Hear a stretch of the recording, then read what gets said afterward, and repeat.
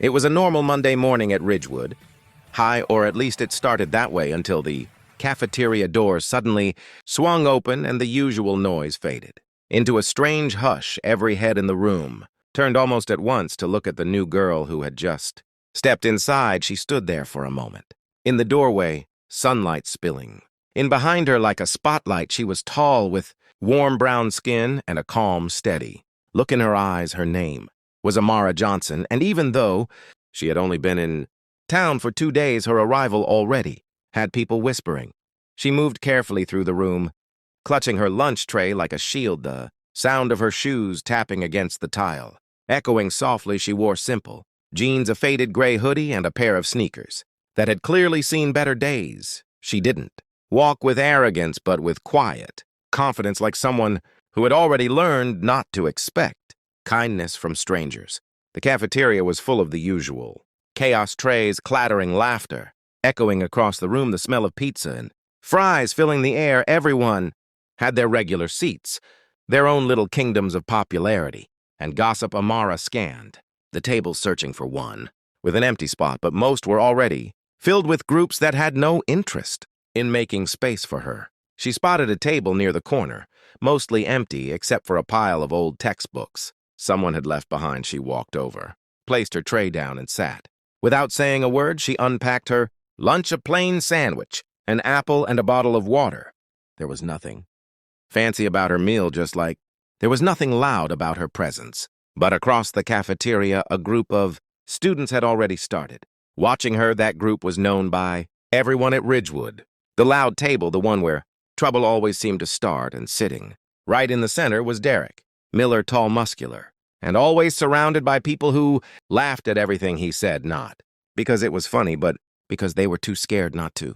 Derek noticed Amara almost instantly, his grin spreading like fire. Across his face, he leaned back in his chair and whispered something to his friends. They laughed too loud on purpose, the sound cutting through the cafeteria. Derek loved being the center of attention, and a new student, especially one who didn't know who he was, felt like an easy target to him. Amara didn't look their way, not even once. She just took a bite of her sandwich and stared out the window. Her silence made her stand out even more. She didn't seem nervous or shy, just peaceful, like she had no reason to prove herself. That calmness was something Derek didn't understand, and it bothered him deeply. He had no idea that by the end of the day, the girl he tried to embarrass would be the one everyone would remember. Derek leaned back in his chair, watching Amara like a lion, studying its prey, the grin on his face growing wider with every second. He hated being ignored, and this new girl was doing it perfectly. She didn't laugh at his jokes, didn't glance his way, didn't seem impressed by his loud voice or the crowd of friends that followed him everywhere. That silence hit his ego like a punch, and he wasn't about to let it go. He elbowed his best friend, Jake, and nodded toward Amara loud enough for half the cafeteria to hear. He said, "Hey, look, who's too good to talk to anyone? What's the matter, new girl? Don't got friends where you came from?" His words sliced through the buzz of conversation, and people nearby started to snicker. A few heads turned, eyes flicking between Derek and Amara, waiting for the new girl to react. But Amara didn't even look up. She kept eating like he wasn't even there. That made Derek's face twist in annoyance. He banged his tray on the table, making a loud clang that echoed across the cafeteria. "I'm talking to you," he said, his voice hard. His friends laughed, egging him on. "Say something. New girl, come on, don't be shy." Slowly, Amara looked up, her eyes calm and steady. She met his glare without fear and said softly, "I just came here to eat, not to be part of your show." Her voice wasn't loud, but it carried perfectly through the silence that followed. Every student nearby froze. No one talked to Derek that way, not ever. Derek's grin faltered for a moment, then turned into something meaner. "Oh, so you think you're tough?" he said, his tone dripping. With fake amusement, he stepped closer, towering over her, his shadow falling across the table. His friends began to cheer him on, expecting another one of his usual displays where he humiliated someone until they cried.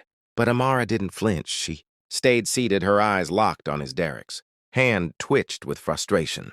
He slammed it down on the table. Again, the sound sharp and angry. The cafeteria held its breath. Then, in one quick movement, Derek reached out and grabbed her arm, his fingers wrapping tight like he was Trying to prove a point, gasps rippled through the crowd. People started whispering. Some standing up to see better.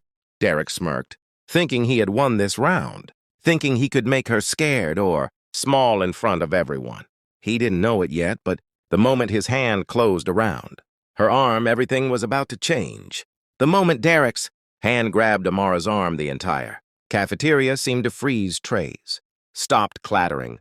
Voices went silent, even the sound of the air conditioner faded into the background. Everyone's eyes locked on the two of them. Derek thought he had control. He thought he could scare her the same way he scared everyone else, but he didn't realize that Amara was not like anyone he had ever picked on before. At first, she didn't move her face calm, her posture still her sandwich still sitting neatly on the table. Derek twisted her arm slightly, expecting her to pull away, maybe even cry out, but instead she just stared at him, her expression unreadable. Then she stood up slowly, pushing her chair back with a long screech that made the silence feel heavier. Derek tried to tighten his grip, but before he could blink, Amara turned her wrist in a swift, smooth motion, her hand slipping free from his hold like water. Then she stepped forward, twisted her body, and in a blink, Derek's own arm was pinned behind his back, his balance gone, his knees buckling as she guided him downward with perfect control. It all happened so fast, most people didn't even see how she did it. Derek shouted, "Hey, what the hell? Let me go." But his voice cracked with pain. The cafeteria erupted into gasps and shocked laughter. Amara didn't raise her voice, didn't yell. She just leaned slightly toward him and said, calm but firm, "Don't ever touch me again." Then she released him. Derek stumbled backward, clutching his arm, his face red with both pain and embarrassment. He looked around the room, trying to find someone who would laugh with him, but no one did. Instead, a voice from the back shouted, "Yo, Derek just got owned," and the entire cafeteria exploded into laughter, cheers, and disbelief. Derek's friends just stood there, their mouths open, unsure whether to help him or hide. He glared at Amara, his eyes full of anger and confusion, but she had already sat back down, picked up her sandwich, and continued eating like nothing had happened. It was the most humiliating moment of Derek's life, and he knew it. Everyone knew it. The so-called king of Ridgewood High had been taken down in front of the entire school, and by the new girl who hadn't even been there a full week. Within seconds, Derek's power disappeared. The laughter stung more than the pain in his arm, and as he stood there, trying to collect himself, one thought burned in his mind: he had just messed with the wrong person. By the time the teachers came rushing into the cafeteria, Derek was standing there, still red-faced and holding his arm, while Amara sat calmly at her table finishing her lunch. Students were whispering, pointing, laughing, trying to explain what they had just seen. The assistant principal, Mr. Lawson, pushed through the crowd, shouting, "What's going on here? Everyone back to your seats now." Derek started yelling. Before anyone else could speak, "She attacked me out of nowhere. She twisted my arm. She's crazy." But no one believed him, not this time. Too many people had seen everything. Phones were already out, videos recording, and within minutes the truth was spreading through the school faster than wildfire. Mr. Lawson looked around and said, "Both of you to the principal's office now." Derek tried to smirk, acting like he wasn't embarrassed, but the whispers and laughter following him down the hallway made it impossible to hide. Inside the office, Principal Reynolds sat behind his desk with that strict, calm look he always had. He asked them both to explain what happened. Derek talked first, rambling about how Amara had just flipped out for no reason, but when the security footage was pulled up, the truth was plain as day. Everyone could see Derek walking up to her, yelling, grabbing her arm, and then the moment she defended herself with that clean, quick move, Principal Reynolds leaned back and sighed. "Derek, this is the third time this month we've had to talk about your behavior. You're suspended for 2 weeks, and you'll be attending mandatory behavior counseling." Derek's jaw dropped. He tried to argue, but it was no use. Then the principal turned to Amara and said calmly, "Amara, you're free to go, and for the record, you handled yourself with control and maturity.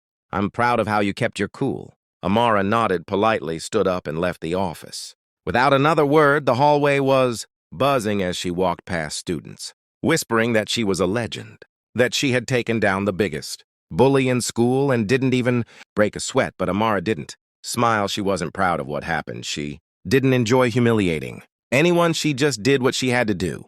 Later that afternoon, one of her classmates asked her, "How did you know how to do that?" She smiled a little and said, "My mom's a martial arts instructor. She taught me how to defend myself and to never start fights, only to end them."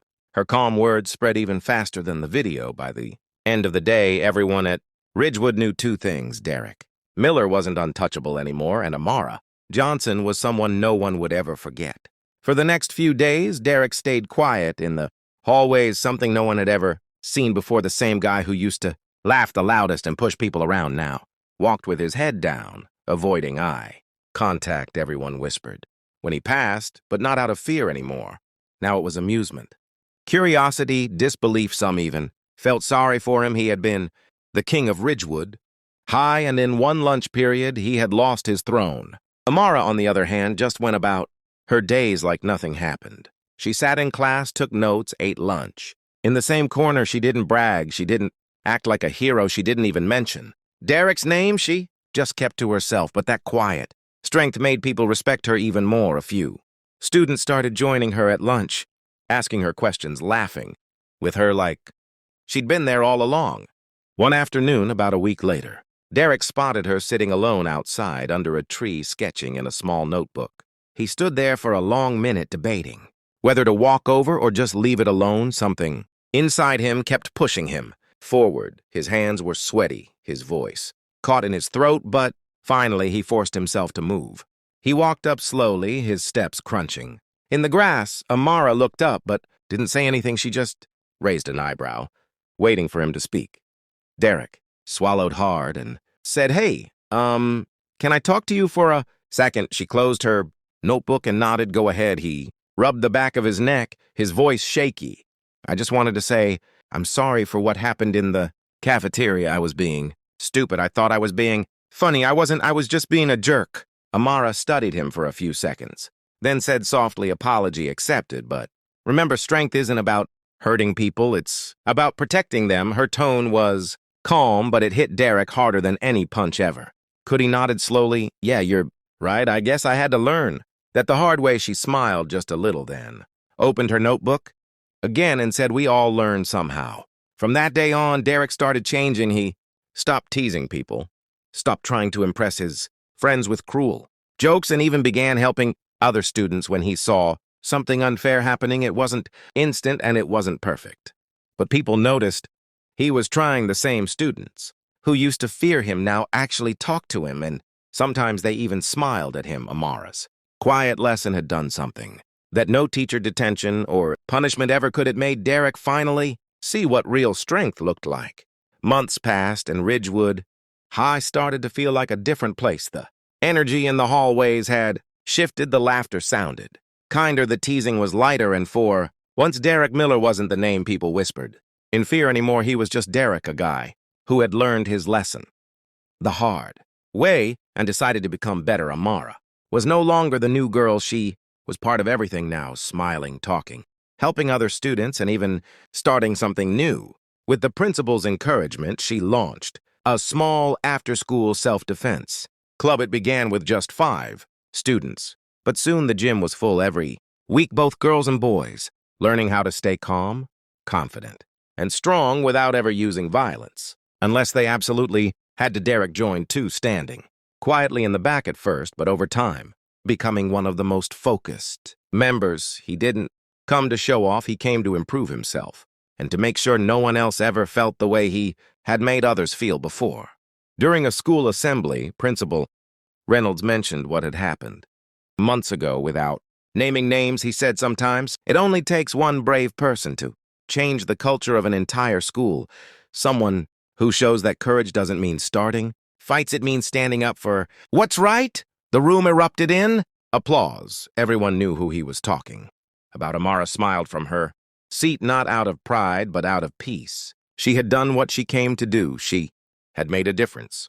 And as for Derek, he clapped too, a real smile on his face. For once, he wasn't the center of attention, and he didn't need to be. The memory of that day in the cafeteria still burned in his mind, not as a moment of humiliation, but as the moment his life truly started to change. He had fallen to the floor in front of everyone, but in that same moment he had learned how to stand tall for real. Amara looked across the room and caught his eye. He nodded once in quiet respect. She nodded back, and in that simple exchange, the past was forgiven. So the next time you see someone being bullied or treated unfairly, remember Amara's story, stand up, speak out, and never be afraid to do what's right, because real strength isn't in hurting others. It's in protecting them. Thanks for watching. And don't forget to like, share, and subscribe for more powerful stories that inspire change.